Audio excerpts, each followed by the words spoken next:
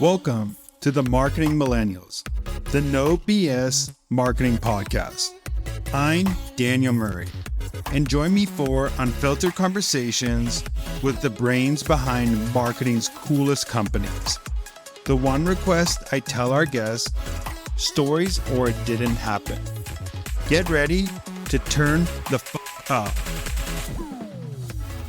Sarah, welcome to the podcast. Thanks. Good to be here. You're in one of the newer areas of the B2B world, I guess you could say, and B2B influencer marketing. Could you give a little background how you got into influencer marketing, and then we can dive into it?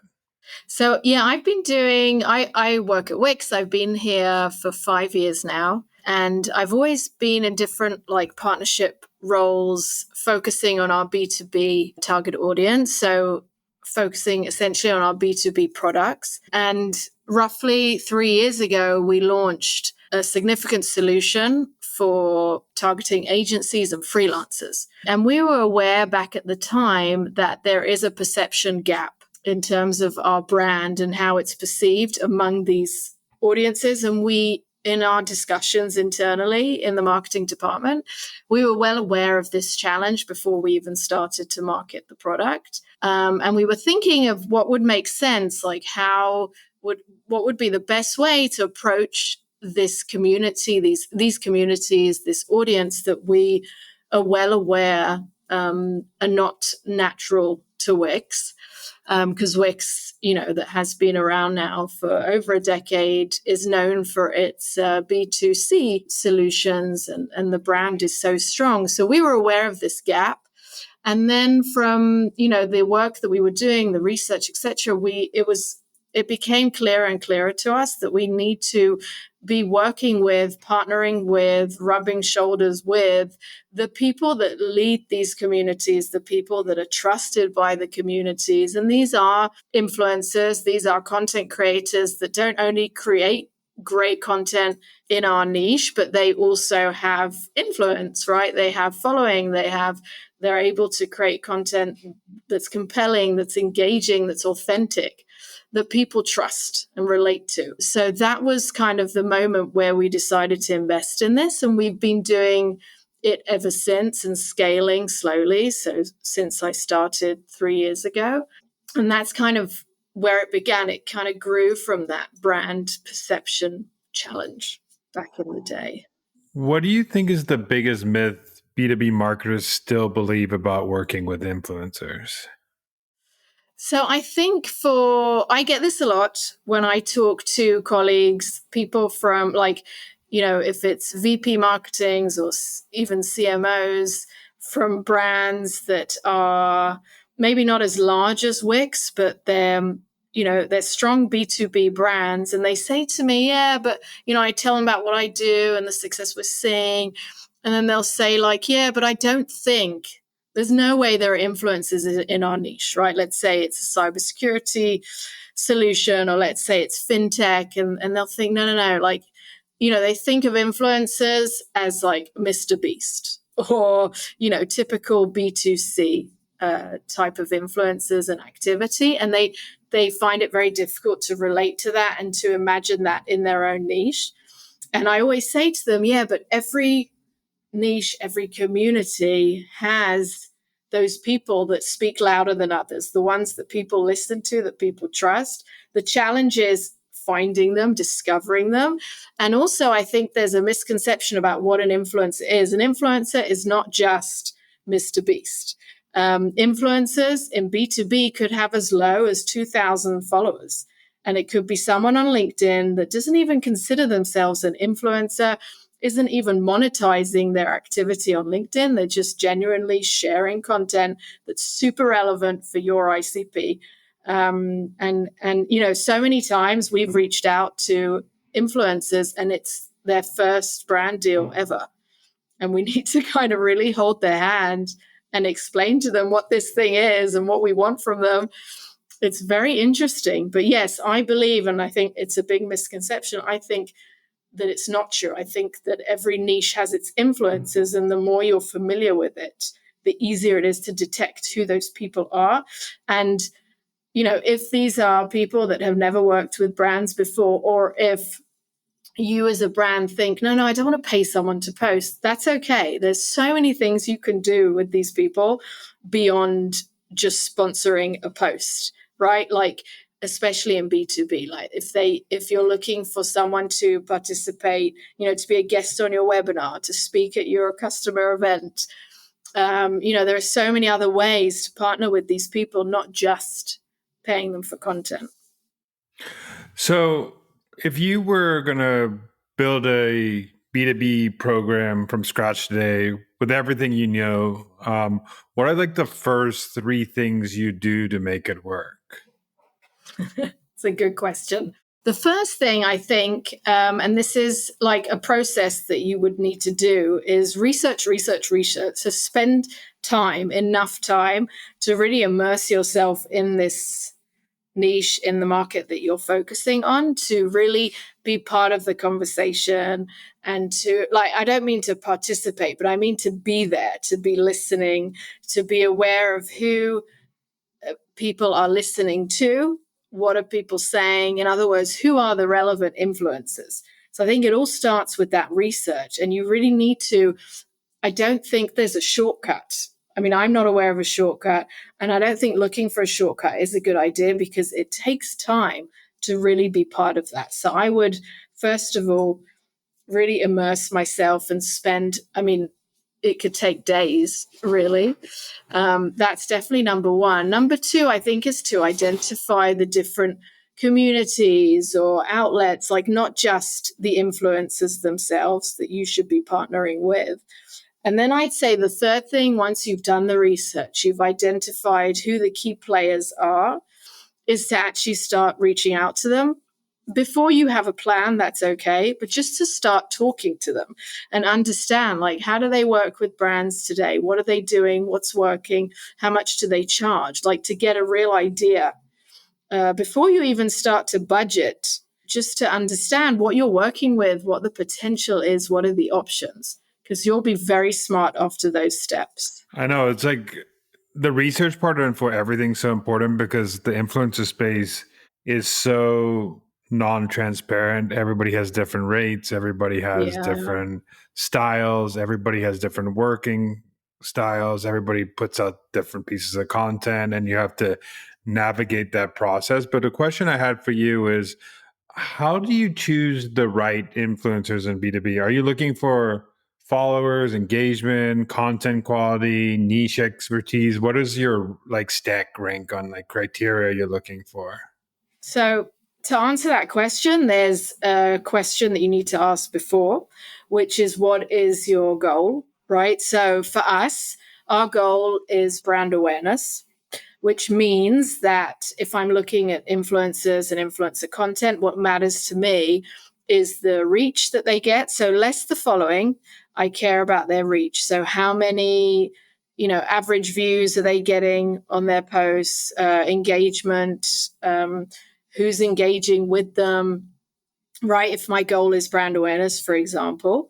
So the things that I look at, okay, and this is, some things here are relevant for B2B for B2C as well, but I'm going to highlight the ones that are most relevant for B2B. So number one is their title. What is it that they do, right? Because I'll give you an example. If I'm doing a campaign and I want to target web designers on LinkedIn, okay, so their profession is super important to me. And that could be something that for B2C is overlooked. Okay, so the profession, it has to be within the niche, right? Otherwise, it just doesn't make sense to work with them. Then there's the, yes, following is interesting, but it's not a deal maker or breaker. What is are the average views that they get and the engagement that they get. So let's say we're ticking the boxes, they've got the right profession, they've got the right numbers. Then I dive into the content itself. Now, I'm not looking for high quality. Let's say video, right? So I'm not looking for high, fine content, right? Because that's not the point. The point is they need to be authentic. They need to be relatable. So it's okay to have, not only okay, it's advisable to have to be working with different influencers with different styles, right? You don't want everyone to look like your brand and your content, and that's for you to do with your ads and on your social channels. But when you're working with influencers, you want those unique styles, because each style like that attracts different audience, like different following and viewers, which are relevant for you. So I deep dive into the content, and I'm looking for that authenticity, for that unique style. And in terms of like quality of the content, obviously it needs to be clear, good audio or whatever, but nothing too polished. So those are the things I look at. And if it ticks all the boxes, if I like everything that I see, that's when obviously we'll reach out. So that's pretty much the process. You talked about a little bit about things you're looking for content wise, like the quality of audio, like it doesn't have to be this. So I want to go talk a little bit about the brief. I think this is like one of like the most like tricky things to get right, because you don't want to like stifle the creativity of a creator because they know the audience, but you also have to like be in some guardrails of what Yes. your brand, especially if you're a bigger brand, you have to be in some guardrails. So what does like a brief look like to you when you're briefing a creator and saying, I want to do X with a creator? Yeah, the brief is very important. And I give like a good example that I think is kind of easy to understand and imagine. But I say, imagine that you found this influencer, and you're stepping into a car with the influencer. The influencer's driving; he's at the driver's seat, and you, the brand, are sitting at the back. And you give the driver your brief, which is essentially the destination, right? So you want to be very clear as to what the destination is. In other words, what do you want?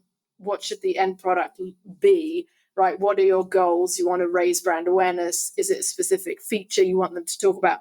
But then you shut up and let them drive, sort of thing. Like you let them decide according to, after all, they are content creators. This is what they do best. They know their audience better than you do. So to let them get there freely. So to give them the creative freedom. So in other words, we give the boundaries of what the kind of do's and don'ts, and try and make it as clear as possible, as brief as possible, hence the name brief, and to not interfere. So it's very important to give the creative freedom, but just to make sure that from the get-go, so before they start creating, it's clear to them what success looks like and means to you. Right. So, for example, if it's a brand awareness campaign focusing on a specific product launch or feature, and you'll be measuring, and impressions is the most important thing, right? No hard call to action at the end. I just want I want them to stop scrolling and get an aha moment, right? So when the creator knows that in advance, like, it's clear to them, or it's easier for them to understand and be aligned with what is expected. I love the name. I think you nailed it. I think so many people forget that the word brief means brief, and it's so really funny because I've seen briefs that are, I would say, books. I would say like, you can't say this, you can see this, you can say this. This is not right, and it turns into you just basically saying something, and then they come back and say, "Why is this not performing?" And it's like, well, you're basically saying what we should say to our audience, not even in our tone of voice, just in your tone of voice, and you expect them to care what you're saying.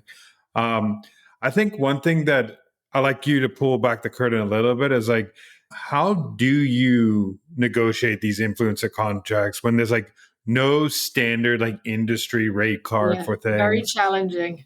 What like, could you give like a little example of like what averages go for, so people like who are doing some campaigns, they should know like, if I'm doing this, this is what I should be charging? Yeah. So obviously a very good question. And I often talk about it on LinkedIn, like in my posts, I share real numbers and pricing. Now, pricing, I've learned a lot about it the hard way, slowly, from campaign to campaign. Looking back it's difficult for me to look back at like the first deals I did, like as a brand, like the agreements that we had and the amount of money we paid, because it just makes me like want to throw up. it takes quite a few campaigns to understand like what the ranges are in your niche. Like it does vary from niche to niche for sure. So for me to I compare price, like I do share pricing that we're seeing in various platforms on LinkedIn. But I'll give an example, okay? Like for, let's say, Instagram, TikTok, like short form. So we see anywhere between $500 for a dedicated sponsored video that obviously appears on the influencer's channel, not UGC that we put on ours. So anywhere between $500 to say $4,000. So let's say I have this range that I've, and that's a big range. Okay. But if we are, and generally speaking, like if I were to do a list of all the influencers that we've ever worked with on the B2B front, which is probably in the hundreds, the range in terms of following, it could be anywhere between 2K to say 1 million. However, it's really the views that matter the most. So what I'm trying to say is over time, you create your own benchmark, your own ranges, and your own way to, like the way we do it at least, is we calculate, let's say I'm looking at an influencer's profile. I have their data. They've sent me their pricing. So I break it down to the cost per view. So I look at their average views today and, the pricing that they sent me. And I calculate the cost per view, and that's how I can compare between influencers of different sizes. And also that too, like I'll have a benchmark after a few good campaigns. I have a benchmark. So if it's below or if it's equal to, then I don't negotiate. However, if it's way above, I will. But negotiation with influencers, I always say to my team, like, you need to be careful because this isn't a conference you want to sponsor or like some supplier for swag. These are influencers and they're connected to other influencers that you're probably, if you're in the same niche, especially B2B and it's quite small, they talk to each other. And you need to be very delicate because you don't want to burn bridges. You don't want them talking badly about you in their communities. You don't want to just pay everyone whatever it is they ask for because that's stupid. But it's okay to say to someone, listen, like, we love your content. We respect that that's your pricing. It's above our budget for now. I'm going to keep you in mind for a future campaign where I have a bigger budget.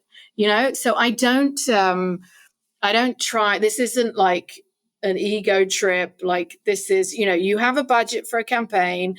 There are X amount of influencers that you're reaching out to. They each charge differently. Like each case, you need to break it down and compare and decide if you want to negotiate or not. And if you do, then can I afford it or not? And you kind of build like a puzzle of this, of budget until you complete it.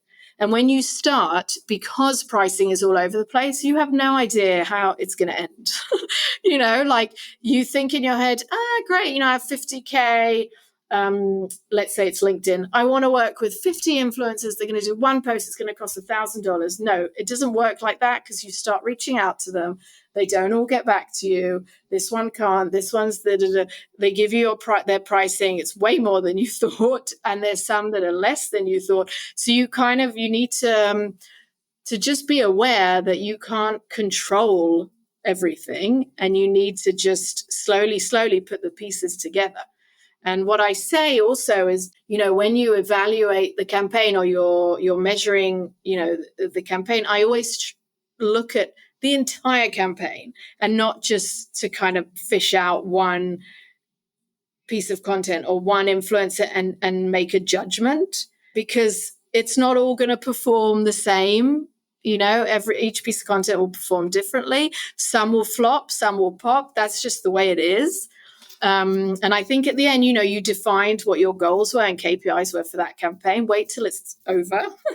Give it 30 days, depending on, of course, the platform, and then evaluate it as a whole. I think the three things I like about that is, one, like, I do know that it's just like employees too. Like, they talk about salary, even though you don't want them to talk about salary. They talking about salary. Creators are talking to each other about, Yeah. hey, this brand charged this, or this brand said this. Are they cheap? Are they not? Should I work with them? Do you like the influencer manager there? Do you not like them? Are they mean to work with? Are they easy to work with? Like, there's all those things happen where a conference is way different. They're just trying to get whatever. So that was a great, as they can. and also, like, I think so many influencers, like, some, like, don't know at all, like, what the space is, so they probably are underestimating themselves, and then some people think they're bigger than they are and they're overestimating. So it's like a weird space where you don't know It's everything. very strange. Yeah. What are some ways, like, how are you managing all this in the back end? Is it like a system you use? Like, how do you manage, like, you said you have hundreds and hundreds of creators. Like, how do you manage it? Like, all these creators, are they in a document? Are they in a CRM? Are they, like, what does that look like on the back end? So when we started off, it was, of course, Google Sheets. We did look into, there are so many end-to-end platforms that are very expensive. I remember we did a series of demos, got extremely confused by them. And our conclusion was that it's not good for us. I mean, there are many faults. Like, for example, to use them, in most cases, influencers need to opt in to the platform. And then what do you do if they don't want to opt in? Like, what, do you not work with them? Or do you have a parallel workflow for influencers that don't want to opt in? And then if they opt out after your campaign's over, you won't see the performance of their content in that campaign anymore. And then we moved our workflow to monday.com, which works well because it gives me, at least, and the other members of the team, a good overview of the pipeline, because we have several people working on different campaigns at the same time with different influencers. So that's how we track everything. And we also use a tool called Favicon for discovery, for influencer discovery, and we use a tool called Scrapey Monster for monitoring. So those are the three main tools that we use for the workflow. No, I do think, like, there's some good influencer platforms, but then, like you said, the opt-in is, like, really annoying for some creators, and some creators. Yeah. So like, yeah, there's no. I just wanted to see what your back end looks like, because I think everybody has it, and also, like, one thing I think I'm really interested in is, like, you have hundreds, but, like, the best, like, influencer managers, I say, are really good at, like, staying personal with creators, I would say. So how are you, like, making sure, like, maintain relationships with them, make sure, like, it's not easy, but it's, like you said, it's very important. When we started off, we insisted on getting on calls with everyone, which is extremely time consuming, but even like a 30-minute call, an intro call, changes so much. It just sets up the relationship for success, when you just talk to someone. And then I remember we reached a stage where we knew we wanted to scale considerably, and we knew that we can't, in our existing headcount, there's no way we're getting on calls with everyone. So we moved to, like, an email first or email only communication, which actually, surprisingly, like, we were sure that creators wouldn't want that, but actually there are many that even say to us, no, email's fine. So, but at least there's still a relationship, even if it's over email. But what we do is we kind of try to find a spot in between, where if it's a very strategic influencer, if it's someone that maybe we've either very large, or someone that maybe we've been trying to work with for a very long time and is suddenly interested, or maybe someone that speaks a lot or is very identified with one of our competitors, although not exclusive with them, but there is like some sort of hesitation there, then we get on a call. And of course, if there's a situation along the way where we sense that there isn't alignment, or maybe they submitted a video that's so off brief and it's just not good enough to respond via email, is just going to lead to more miscommunication and understanding. So we get on a call. So we try to find a solution in between. What we don't like, there was a period of time where we did use a couple of agencies, and we did end up feeling quite frustrated that we didn't own the conversation and the relationship, that everything had to go through a third party, through the agency. So we believe, like, our conclusion is that as time consuming as it may be, it's so valuable. And it's really the reason why we love what we do, is because of that relationship. I know you said at the beginning, like, the number one thing you ask before you do a campaign, or anybody should ask before, is like, what is the goal, right? And I know you've gave some metrics like views. So I'm guessing like after this campaign's done, you use those tools to like scrape and say, okay, here are all the views. Here's the cost. Here's the cost per view per creator. This is how it performed. Is there any other criteria? Like, I know some creators that like 10,000 followers, but they're like all in your niche. And then there's some creators that have 10,000 followers and maybe 10% are in the niche. Like, how do you balance those type of things? Because obviously it's awareness, so you're going on views, but is there quality of views versus like not quality of views you look at as well? So I think anyone in this industry needs to understand that you'll never really be able to say who those views are exactly, especially, today when you're browsing through, you're scrolling on TikTok, on Instagram, you're getting content that's being recommended to you. You're not necessarily following those people, but you're being recommended. It's being recommended to you by the algorithm. So I think you just need to, because if you're like data obsessed, then you probably won't sleep at night working with influencers. You do kind of need to understand that at some point you need to let go in a way. But the way we deal with that understanding is investing a lot in the influencer discovery process and to really choose them wisely. So, for example, I would rather work with an influencer who is, if it's a web designer and they have an Instagram channel and they do reels about many different things and not just web design, then I would prefer to work with one that only creates content about web design, like one after the other. That's all they do. That's that focus. So it's so we believe in investing a lot in the selection process to prevent those things from happening. Now, another option is to invest in paid, so to boost, to promote those videos, and then you do have control over targeting and you have way more data. So I guess, again, it depends on the goals and what you're trying to achieve with that campaign.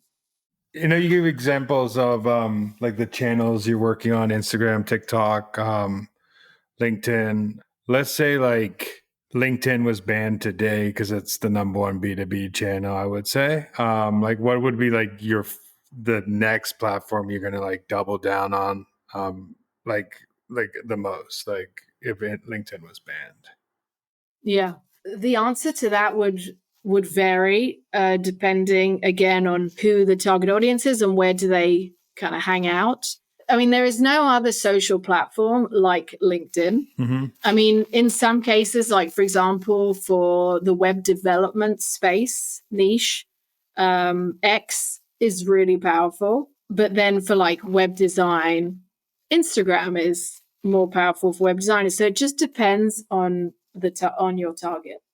I have two more questions for you. One of them is like, what is one of like your most spiciest takes about influencer marketing and B2B that like most CMOs probably would disagree? So I guess to answer that, I could say that I think at least the mistakes that I see, one of them, and it goes back to our discussion about creative freedom, etc. I know of companies, of teams that give the influencers scripts, like they tell them what to say. And that to me is like, it like hurts me in my body to hear that, because that to me is the worst. Like, you don't want to you don't want to put words in their mouth. You don't want them to say your tagline. You don't want them to speak like you, because that really takes their authenticity away. And I think I hope creators in those situations, are wise enough to say, no, like, I'm going to tell me what the message is that you want me to deliver, and I will do it in my own words. Because otherwise it just looks and feels like an ad, which is really defeating the purpose completely, right? Because you're just crushing the authenticity, which is really why you should be working with influencers. So I'd say that's probably the number one. Yeah, it's so crazy to me, because I think like the point of doing influencer marketing is like you're trying to tap into an audience that you want to gain trust in, and you want to gain authority in, and you want to gain views in, because your brand doesn't have necessarily that trust or views, or people don't know that your brand that much, or you want more people, and you're trying to make the influencer less trustworthy by giving them a script that won't work for them, so that immediately people are tuning out. So I just think it goes against like what influencer marketing is in the first place, which is you're trying to tap into another person's audience, and that's really what influencer and gain trust with your brand and more trust with your brand. Lastly is like, I asked everybody on this podcast this question, but what is a marketing hill you would die on? So I think actually what I said before about telling the influencer what to do, that's definitely something that I feel, and my team as well, that we in a way like represent the influencer in the organization. So we'll have requests sometimes from the brand team or from different PMMs, and we need to be kind of the gatekeepers and to say to them, no, this isn't the way it works, or this won't work, or we need to approach this differently, or no, you can't tell them what to say, or no, they won't read our tagline. Like, that's something that I feel that the influencer marketing manager's job is as well. So it's not just representing the brand in front of the influencer, but it's also kind of advocating for and gatekeeping within the organization with the different teams that you're working with on the campaigns. Yeah, I mean, I would probably die on that hill as well, because I think also like there's so many things you miss out on if you don't do that. For example, like how like it could change your messaging to an audience because they know how to like talk to the audience. So it could change messaging to your audience. It could show like a different angle to approach your audience. It could show like influencers know how to, because like they're talking to those people all day. That's their goal. If they're good B2B influencer, like the end mind of their talk is to be like audience focused. Yeah, and we often do this, especially if we're launching a new product or feature, where we don't even give a brief, where we say, hey, we've launched this new product or feature, whatever it is, play around with it, and you tell us which angle you want to take. And that's always very interesting. Like if you do that with, say, 20 influencers, right, and you're telling them the same thing, it's very interesting to see how they interpret that, what they choose to focus on, what are the values of the product that they like the most. Very interesting exercise. Lastly, question I have for you is like, where can people find you, follow what you're doing? So definitely LinkedIn. That's where I am. It's the only social media platform I'm on, if I'm honest. And my email is visible. So if anyone ever wants to reach out to me, ask a question, feedback, whatever, go ahead. Cool. Thank you so much. I appreciate you coming on. Thanks. It was interesting. Thanks so much for listening. Keep tuning in to hear more great insights from the coolest marketers from around the world. If you haven't already, make sure to subscribe and follow the Marketing Millennials podcast on Apple Podcasts, Spotify, YouTube, or wherever you get your podcasts. And if you like what you hear, I would greatly appreciate you giving us a 5-star rating. It helps bring more marketers into our community.